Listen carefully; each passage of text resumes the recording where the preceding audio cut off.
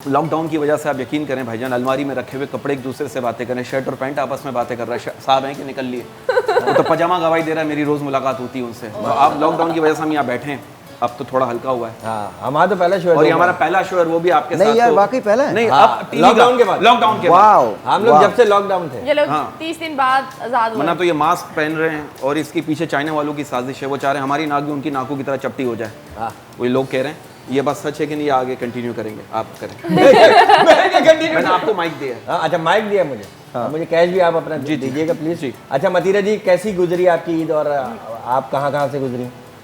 मतलब ईद के दिन मतलब बंदा निकलता ना रिश्तेदारों से मिलने के लिए? नहीं, घर पर घर पे। हाँ, तो मतीरा ने अपने आप को इतना क्वारंटाइन किया कि हम लोग मेरे ख्याल में शायद 1.5 महीने पहले मिले थे, 2 महीने पहले।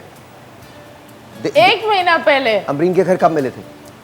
1 महीना पहले एक क्या हो गया? उस वक्त तो कोरोना नहीं आया था ना। हाँ, नहीं, नहीं आया था या उसके बाद आया? हम दोनों हम लोग एक दावत पे थे, मैं ये मतीरा और रोज़ हम एक दावत के अंदर गए, इमरान और अमरीन के घर उन लोगों ने दावत की थी, तो सब ने मास्क पहने हुए, दूर दूर से ना, तो बड़ा नया था ना, तो सारे लोग यूँ कर रहे हैं।